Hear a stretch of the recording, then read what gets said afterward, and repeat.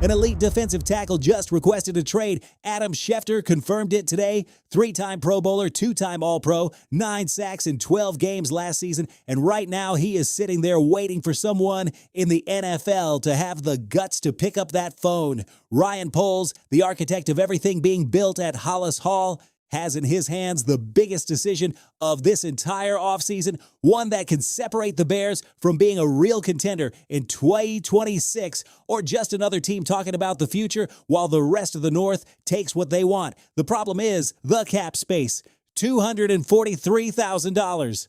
That is not a typo. That is the brutal reality at Hollis Hall right now. So the question is not whether this interior dominator fits next to Montez Sweat in Dennis Allen's scheme.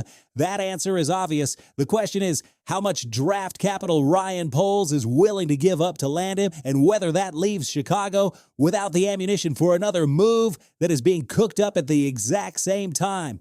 Because while Poles is figuring out if he can afford that price, there is a scenario on the draft board that Bill Barnwell of ESPN put on the table that would shake the entire Windy City, an aggressive move up that Chicago has not attempted since the time they traded up with the Giants to take Justin Fields.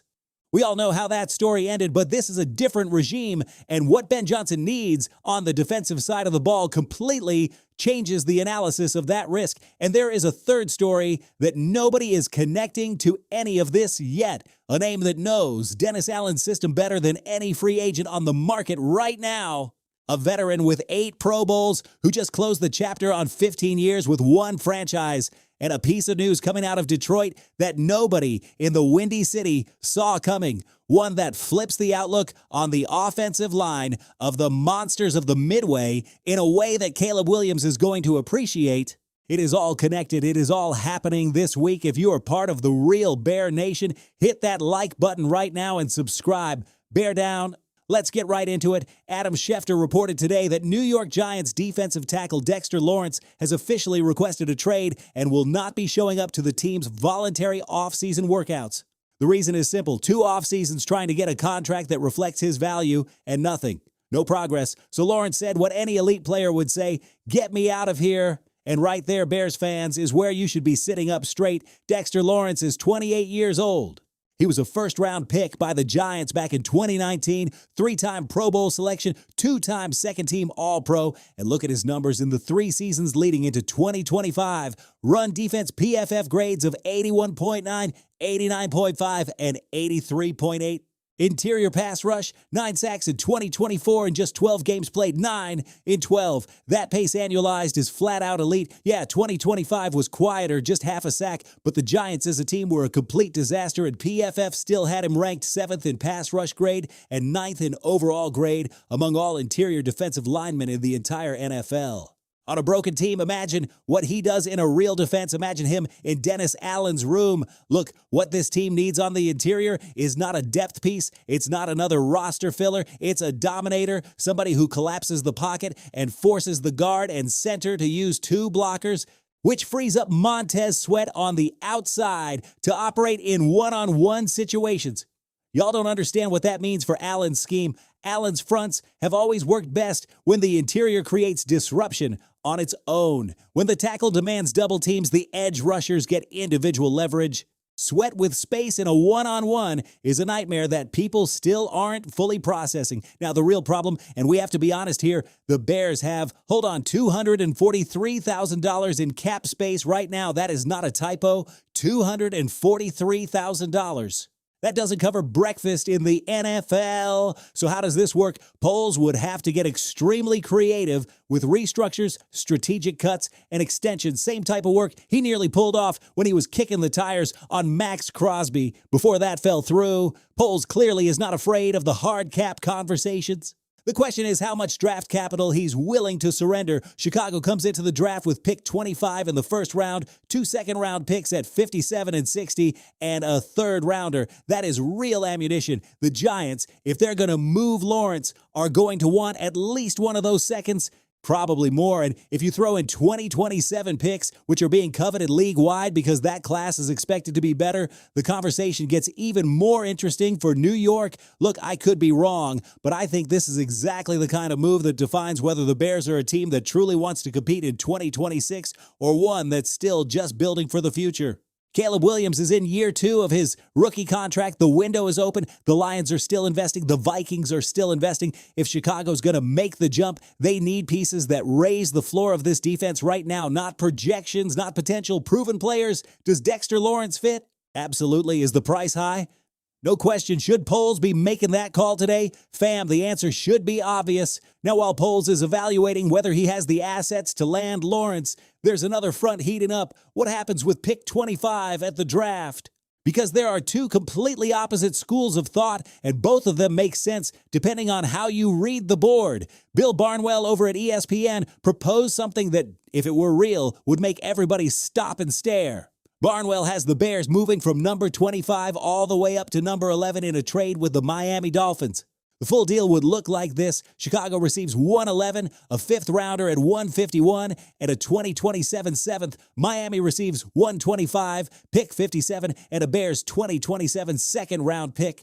Barnwell's argument is specific. This only makes sense if one of the top edge rushers in the draft, David Bailey, Reuben Bain Jr., or Arvell Reese, falls out of the top 10, which is basically betting that the board gives you a gift. Why would Chicago want to move that far up? Because the problem at the edge, opposite Montez Sweat, is very real. Dayo Odeyingbo had just 1 sack in 8 games last season. 1 sack while dealing with an injury. He is a complete wild card right now, and if you wait until 25, the best pass rushers in this draft are almost certainly gone. Bailey, Bain, Reese, all those names are going to fly off the board early in the first round. Run the draft trade value chart numbers. The two 2026 picks Chicago would send out are worth 1,050 points. Miami's picks come in at 1,282, but a 2027 second closes that gap considerably. Mathematically, this isn't a robbery. It's a relatively fair deal if that future second has real value. The last time the Bears made this type of move, they went from 20 to 11 with the Giants to take Justin Fields, and y'all know exactly how that story ended. That makes any Bears fan nervous, with reason, and beat reporter Brad Biggs of the Chicago Tribune said it plain. The Bears historically have been unable to draft and develop a high-caliber edge rusher. That's the elephant in the room. But hold on, that was a completely different regime. Poles and Ben Johnson are not Pace and Nagy, and if the board gives you Bailey or Bain at number 11, the argument that they can't develop them gets a lot weaker when the player arrives with elite tools from day one. The most realistic problem, Miami probably doesn't want to slide all the way to 25. They're rebuilding. They need blue-chip players. They already have 11 picks in this draft, including 2 first-rounders and 5 total day 2 selections. They aren't desperate for more picks. If Chicago wants to move up, they probably need a partner closer to their spot who's willing to deal. But the concept, the idea of being aggressive in pursuit of an elite edge rusher, that makes total strategic sense. 2 quieter stories today, but they both matter for the full roster picture. First up, Fansided is predicting that Cameron Jordan, 8-time Pro Bowler, will sign with the Bears after the draft. The veteran is walking away from New Orleans after 15 seasons, 15, but the money didn't work out with the Saints. Spot Rack projects a 1-year deal around $6.8 million. Though Jordan clearly wants more after posting 10.5 sacks in 2025. And here's the thing, Jordan already knows Dennis Allen's system. He worked under Allen in New Orleans. The learning curve is basically 0. You walk in, you know the defense, you execute. That has real value. Does this solve the elite edge rusher problem? Honestly, not completely. Jordan is 36 years old. He is an incredible mentor, a culture piece in the locker room, and he can still play, but he's not the long-term answer. He's a smart bridge while Austin Booker and whoever Chicago drafts develops. Paired with Sweat, that edge room becomes respectable. Not the dream scenario, but a whole lot better than nothing. Second story, Braxton Jones can breathe a little easier today. Taylor Decker, offensive tackle for the Detroit Lions, essentially said he has no interest in playing for the Bears. Lions insider Justin Rogers put it bluntly, Decker thinks it would feel dirty to suit up for Chicago or Green Bay. That's the Lions' DNA in him. Respect the loyalty, man. So Jones, already locked in on a $5 million deal, has one less legitimate competitor for that left tackle starting spot. Jedrick Wills Jr. and Theo Benedette are still in the mix, but neither one has a clear edge over Jones when he's healthy. And with Ozzy Trapilo out after that knee injury in the wild card round, the door is wide open. The concern is real, though. Jones posted a 62.7 PFF pass blocking grade last season. Worst of his career, first time he's fallen below 70.5. 2 years ago, he was sitting at 80.8. That's a massive drop. Was last year an anomaly, or is that the new reality? That is exactly the question Ben Johnson and his staff are going to be watching very closely when voluntary workouts get going in Halas Hall. Today reminded us exactly why we never stop paying attention to Da Bears. There's drama on the defensive line, draft decisions that could define the next decade in Navy and Orange, and players fighting for roster spots that nobody has locked up yet. That's what makes this game so great.